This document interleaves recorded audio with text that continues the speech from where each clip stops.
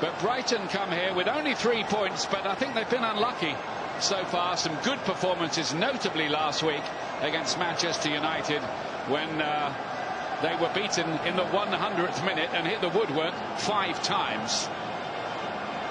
Bit luckless, that. And they will come here, I think, with a pretty bold attitude as well, even given the fact that Everton are playing so well.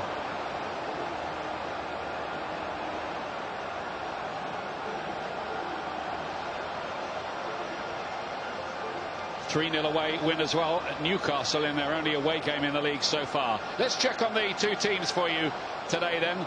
Everton have named the same team for every Premier League game so far, but are forced into 2 midfield changes today because of injuries to Allen and Andre Gomez. So Tom Davies and Gylfi Sigurdsson come into the team. Dominic Calvert-Lewin, called up by England this week, aims to be the first Everton player to score in the first 4 league games since Tommy Lawton 82 years ago. As for Brighton, well, they've left out Adam Lallana today to make way for the return of the tigerish Yves Bissouma, who's completed a 3-match suspension. That's the only change from the team which hit the woodwork all those times and lost against Manchester United last week. Only the defenders, Lewis Dunk and Ben White, started the midweek cup tie against Manchester United. And digesting all that news alongside me is the former England World Cup winger Steve McManaman. Good afternoon to you, Steve. Good afternoon, Ian. Yeah, I think we'll start with the away team. They'll play 5 at the back, which really suits them. And they're in really good form. I know they've only got 3 points, as you rightly said, but the performance last week against Manchester United I thought was really good. Everton, on the other hand, really settled, full of class, full of confidence, and the number 9 is in red-hot form, Calvert-Lewin. Yeah, a lot of headlines, a lot of features about Dominic Calvert-Lewin. Once upon a time, Sheffield United loaned him out to Stalybridge Celtic. Next Thursday, he could be leading the line for England against Wales.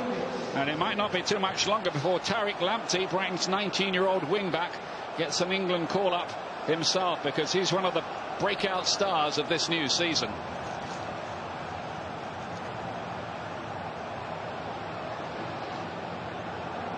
Brighton, by the way, are unbeaten in their last 8 away games going back to January.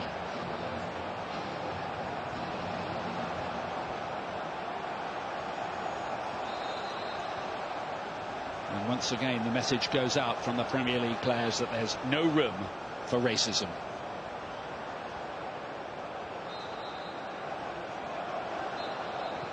Simon Hooper is the referee in charge, his first Premier League match of the season. Brighton in their change outfit of gold with blue shorts here today, attacking the Gladys Street end of the ground, the Howard Kendall Gladys Street end, as it's called now, after one of the great Everton managers and players too.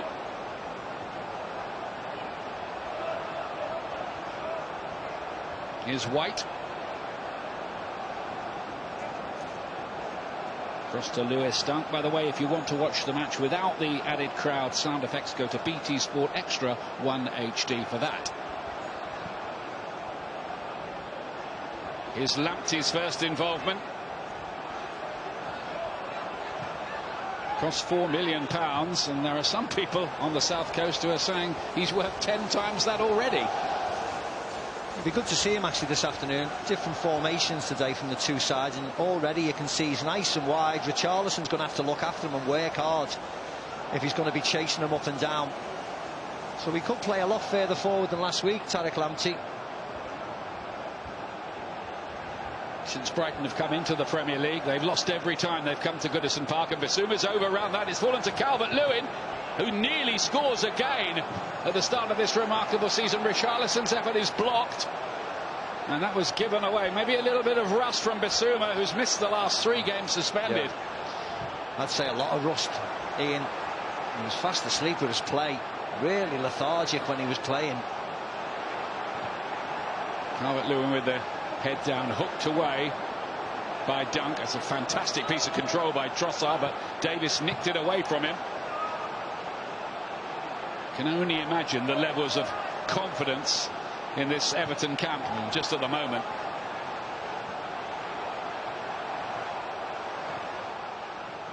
Have had to change the midfield a bit today, though. Here's Coleman, the captain, and that's 2 saves already that Matt Ryan's had to make. Yeah, great start from the Toffees. That's the shot from Seamus Coleman. Simple enough for the keeper, a little bit of movement on it. You can see the conditions today here at Goodison Park. James Rodriguez, Keane was there, but there was an infringement. Referee's whistle almost went while the ball was in the air. Yeah.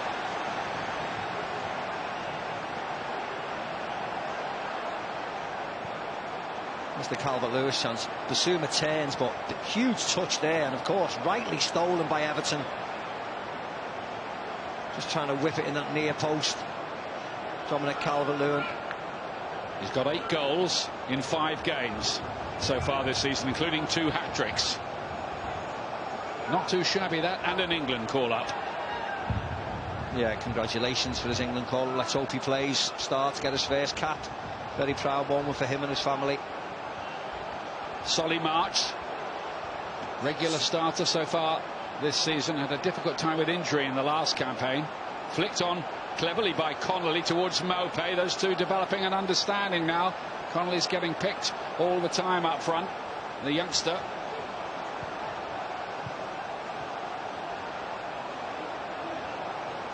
Away goes Coleman again. He was being dragged back there by Alzati, who's going to go in the book for that. Yeah, he is, yeah. 4 minutes in, he has to be. He's going to.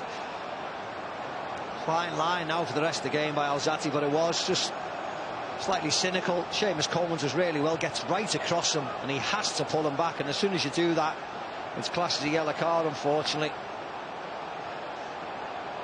It's not an awful challenge, but unfortunately that is a yellow card. Players know it, don't they? Yeah, of course they do. Yeah, of course you do it. You know you're going in the book. Here's Gylfi Sigurdsson getting his first start in the Premier League this season. Digne. Sigurdsson helped it on.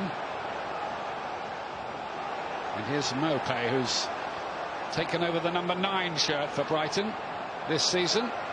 Connolly's got his old number 7.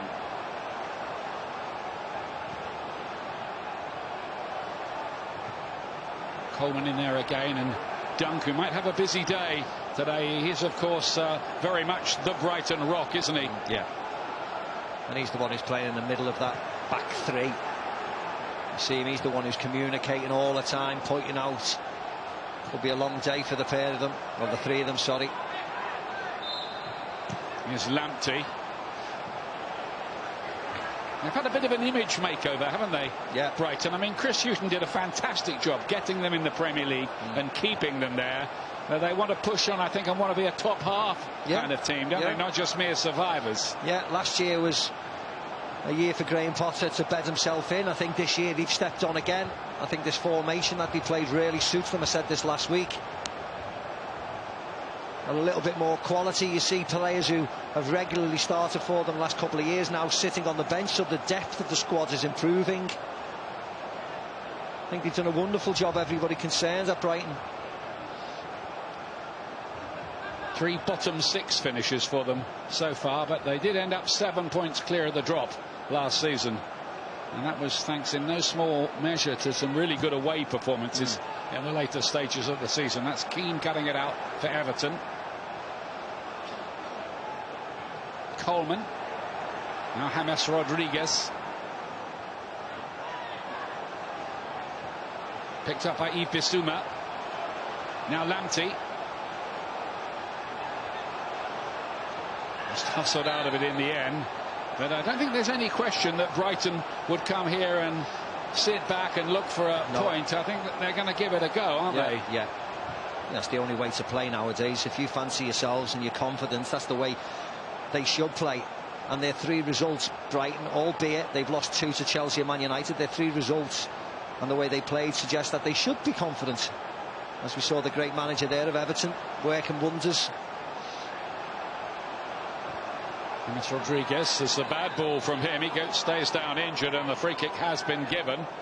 Adam Webster's got plenty to say. That's Alzati again. That's Alzati again. I know he won't get another card for it, but I think he has to be extremely careful. I don't think there was that much into it, to be honest, but he's not allowed now to be physical at all now. The VAR did have a check on that, but of course oh, there wasn't much in the challenge itself. Everybody knows who's been booked, don't they? And I think Webster's point was that Rodriguez was trying it on a bit there to try and get a second yellow for Alzate. Yeah, there wasn't much in the challenge at all. But it's just in the referee's mind now. He's had a yellow card. He's been involved in the challenge. Might disrupt Everton a little bit to be without Allen, who's made such a good start at the base of the midfield, and the creative Andre Gomez. Yeah. That's what it's all about, though, isn't it? Got ready replacements in Gylfi Sigurdsson and Tom Davies. Rodriguez was hustled out of possession there, and Brighton looking to get something going, but Connolly rather gave it away. Mina's challenge. Not many outfield players want to wear number 13. He does. He's a big man, isn't he? Yerry Mina. Colombian teammate of James Rodriguez, of course, as well. And Alzate, incidentally, is Colombian too. A couple of caps. His parents Colombian. Here's Webster.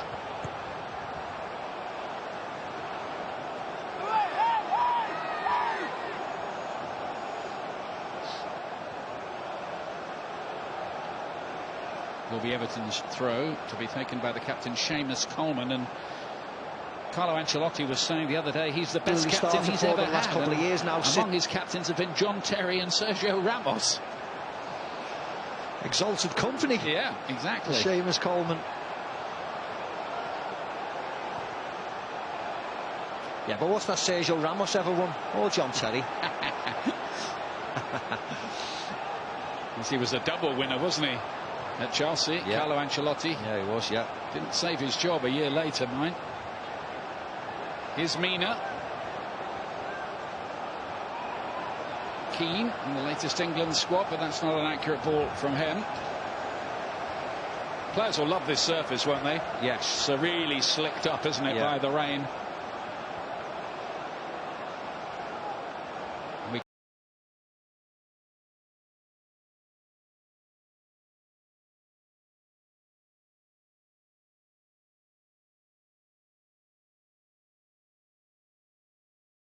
Disappointing, still can't understand why. It's one of the safest places to be, outside, temperature taken, staggered opening times. It's a ridiculous decision. Alzate looks to play a 1-2 with Connolly. Everton managed to break that up. I think it might be a problem here just at the moment, Merseyside, which is a bit of a hot spot, isn't it, with COVID. But yeah, I mean, they've got it going in Germany and about 20 other countries in Europe where you have, say, 20 or 30% of the capacity allowed in. If the town concerned is a hot spot, nobody allowed in. This was, of course, supposed to be the weekend, wasn't it? Where well, if you speak to Paul Barber, who's up in the stands, chief exec of Brighton, he'll tell you that he'll fight for the cause and tell you his case, how safe Brighton is. I'd love to see the evidence suggesting that it's not safe. I really would. It seems sport's been tarnished with the same brush right across the board without even a spot of evidence. Very strange. That debate will continue, of course. Yeah. I tell you what, it's a feisty old start to the game here. Good. That's what we should be. It's, as you mentioned, the fact that the ball can be passed around is lovely and slick. That means people are going to throw themselves into challenges, no problem as well. It's one of those days today. Lovely day for a game of football. Not if you're watching. Now, most of the people watching are sitting nicely indoors somewhere. Fair enough. And in a few cinemas, I understand, as well. Watching today. Hope we're not the B feature.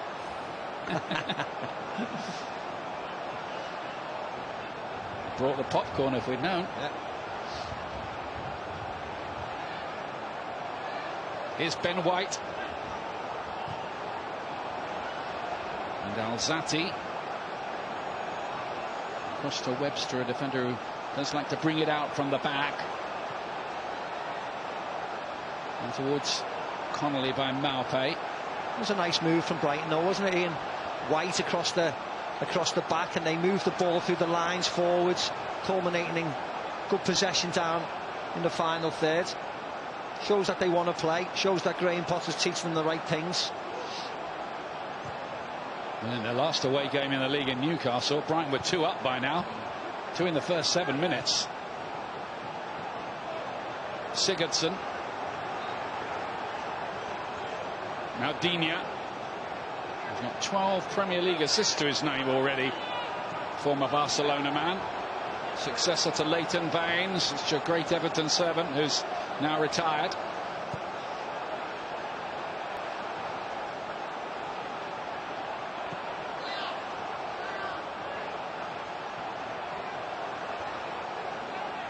Yerby Mina. And Coleman across to the summer signing, Doucouré, for about £20 million. He's settled in pretty well as well. I mean, that is the question, isn't it, I think, with Everton? Are they early season wonders or the real deal as the season goes on? We'll see. Yeah. I mean, whether they can sustain it is another question, but they're certainly capable of this type of performance more often than not. The players they brought in, as Carlo said before, they're great players, aren't they? Allen, of course. Doucouré, you might see a different type of Doucouré playing for a different style of football in Everton, but James Rodriguez is a no-brainer. And if the stories are correct that he got him in on virtually a free transfer, I mean, it's an incredible deal. The teams he's played for, the levels he's played at. Once again, he's on the floor, and this time it's Solly March who's accusing him of making quite a lot of it. It was a free kick, though, wasn't it? Yeah, it was a free kick, yeah. He's up and about.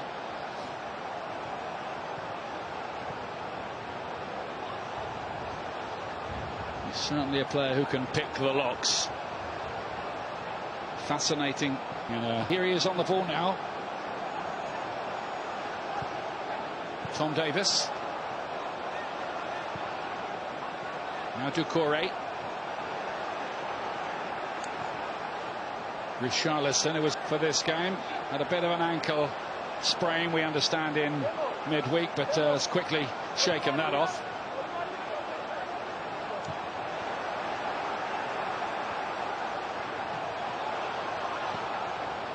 Keane to Davis.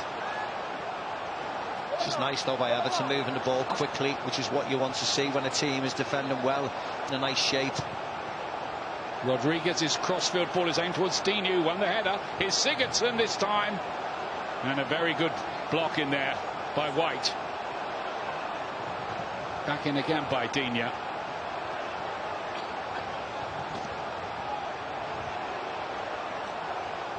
Yeah, nice play all around there. Everton kept the ball well.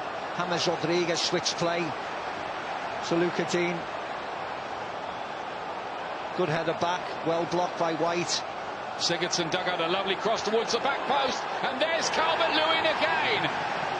What an astonishing season he is having. What an astonishing week he's had. And Everton are 1 up. That's his 9th goal this season already. Oh, Duncan Ferguson-esque at the back post by Dominic Calvert-Lewin. That height he got to head this in. Quick free kick. Gylfi Sigurdsson just hanging it up to the far post. Run, launch, slight knee in the back to send the defender absolutely flying, but he's big and strong and powers it in the net. Brilliant header.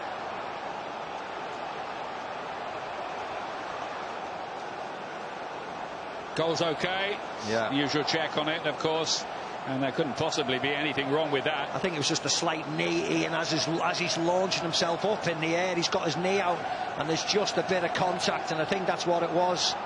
But it was fine for me. And there's the big man on the bench. Start a shot, Duncan Ferguson. What a header.